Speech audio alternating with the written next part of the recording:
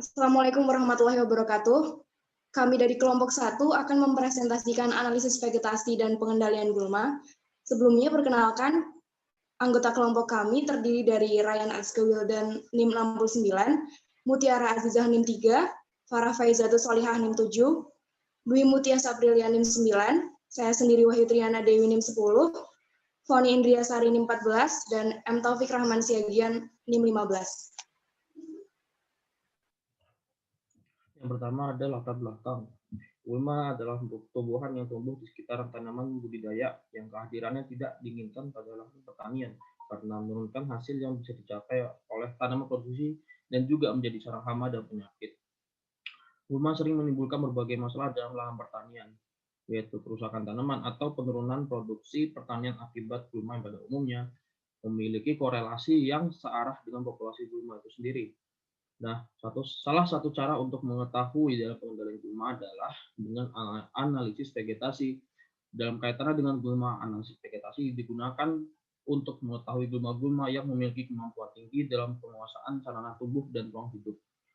Populasi gulma yang dominan ini nantinya dapat digunakan sebagai pertimbangan dalam pengambilan keputusan pengendalian gulma. Lanjut. Kemudian masuk ke analisis vegetasi. Analisis vegetasi merupakan suatu cara untuk menemukan komposisi jenis vegetasi dari yang paling dominan hingga yang tidak dominan. Keadaan vegetasi yang diamati berupa bentuk vegetasi seperti rumput, semak rendah, tumbuhan menjalar, herba, maupun tumbuhan dalam hamparan yang luas. Ada dua hal yang berkaitan dengan analisis vegetasi, yaitu area dan kurva. Area itu adalah daerah yang dikuasai oleh MH atau makhluk hidup, sedangkan kurva itu metode grafik perhitungan untuk mempresentasikan data pada tabel kehidupan.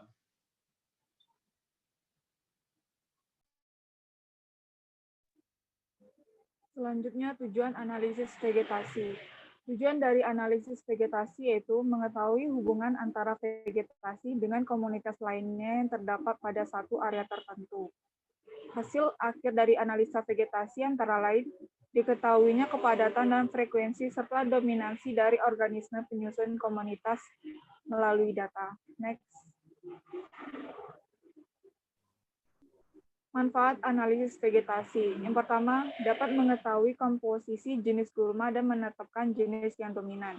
Yang kedua, dapat mengetahui tingkat kesamaan atau perbedaan antara dua vegetasi. Dan yang ketiga, dapat mengetahui gulma-gulma yang memiliki kemampuan tinggi dalam penguasaan sarana tumbuh dan ruang hidup. Next. Selanjutnya, macam-macam analisis vegetasi. Yang pertama ada metode garis. Metode garis merupakan satu metode yang menggunakan cuplikan berupa garis. Dalam hal ini, apabila vegetasi sederhana, maka garis yang digunakan akan semakin pendek.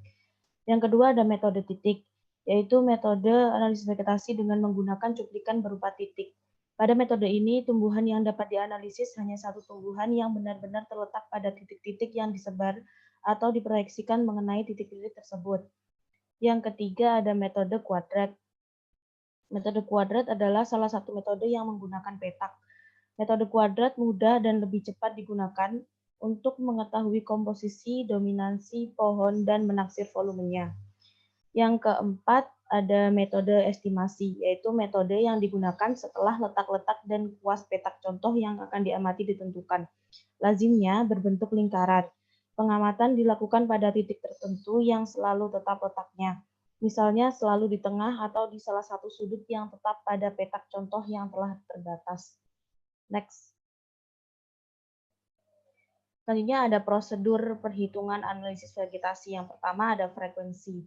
Frekuensi merupakan ukuran dari uniformitas atau regularitas. Terdapatnya suatu jenis frekuensi memberikan gambaran bagaimana pola penyebaran satu jenis.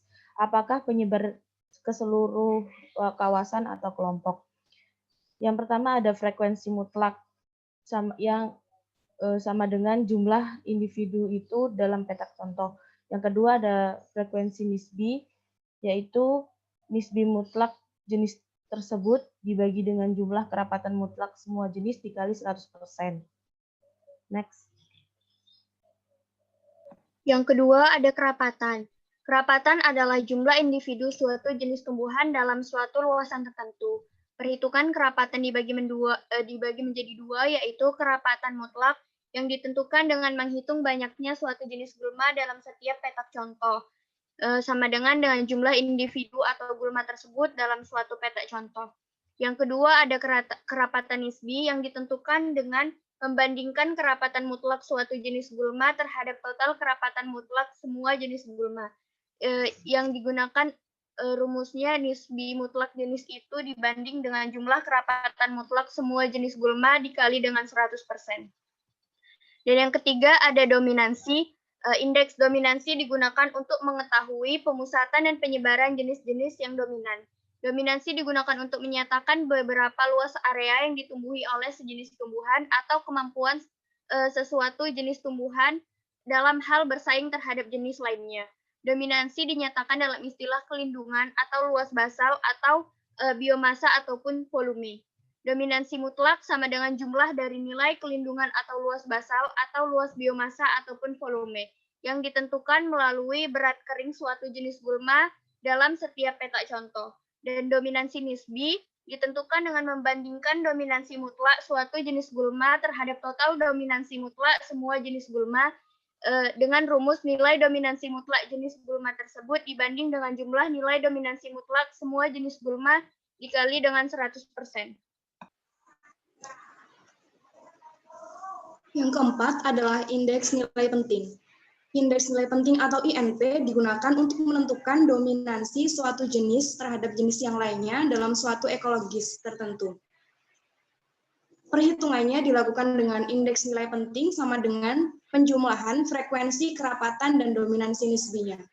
Kemudian yang kelima ada SDR, Sum Dominance Ratio. Ini merupakan perbandingan INP terhadap jumlah besaran yang membentuknya. Nilainya selalu tidak lebih dari 100% atau berkisar antara 1 sampai 100%. Dirumuskan dengan SDR suatu jenis sama dengan indeks nilai penting dibagi banyaknya jumlah gulma yang diamati.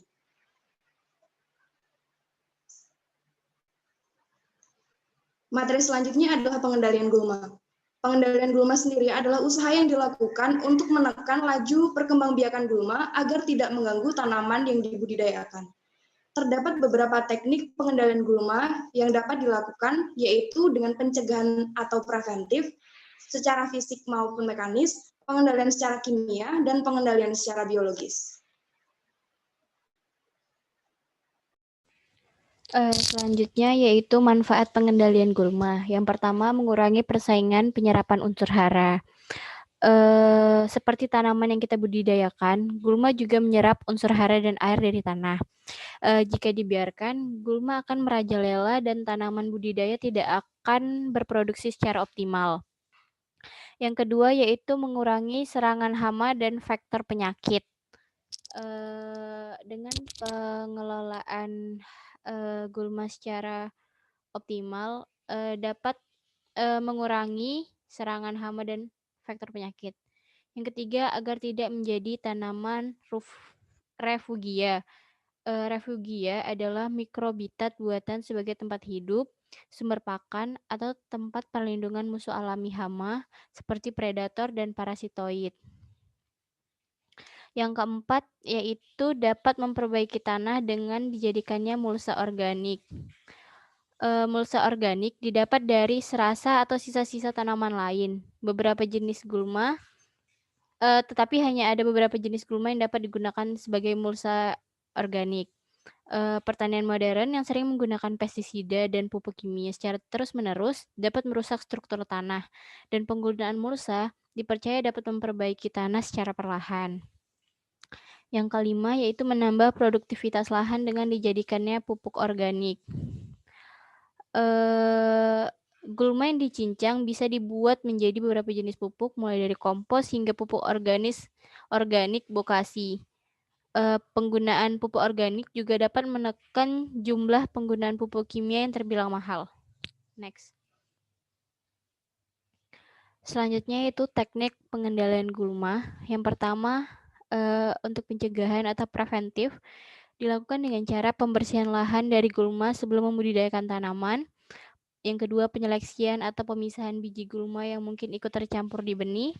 Yang ketiga, penggunaan pupuk kandang yang sudah matang guna mencegah kontaminasi biji gulma. Yang keempat, pencegahan pengangkutan tanaman, tanah maupun benda yang memberikan potensi pemindahan biji gulma.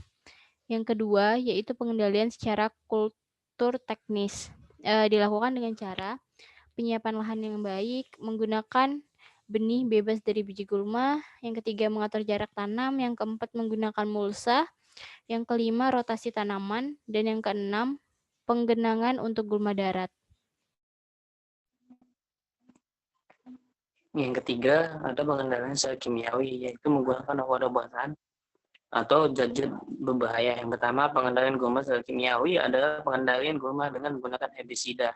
Herbisida adalah suatu zat beracun untuk membasmi rumputan, tekian, maupun gulma daun lebat. Selanjutnya, yang keempat ada pengendalian secara biologis, yaitu menggunakan organisme lain seperti insekta, yaitu serangga, fungi, jamur, bakteri. Yang kelima ada pengendalian secara fisik, yaitu yang pertama ada pengolahan tanah, pembabatan, penggenangan, pembakaran, ataupun mulsa. Next. Kesimpulan, analisis vegetasi merupakan suatu cara untuk menemukan komposisi jenis vegetasi dari yang paling dominan hingga yang tidak dominan. Pengendalian gulma adalah suatu usaha yang dilakukan untuk menekan laju perkembangbiakan gulma agar tidak mengganggu tanaman budidaya. Gulma di lahan pertanian tidak harus selalu dikendalikan dari awal sampai panen. Analisis vegetasi dapat dilakukan dengan menggunakan metode titik, metode garis, metode kuadran, dan metode estimasi. Sebenarnya, bila gulma dikelola dengan benar dan optimal, akan memberikan manfaat dan meningkatkan produktivitas lahan. Namun, untuk gulma yang sangat mengganggu dapat dilakukan pengendalian gulma secara preventif, pengendalian secara fisik, pengendalian secara kimiawi, dan pengendalian secara biologis.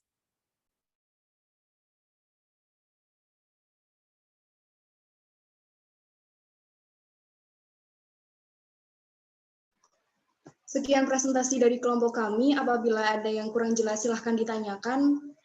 Wassalamualaikum warahmatullahi wabarakatuh.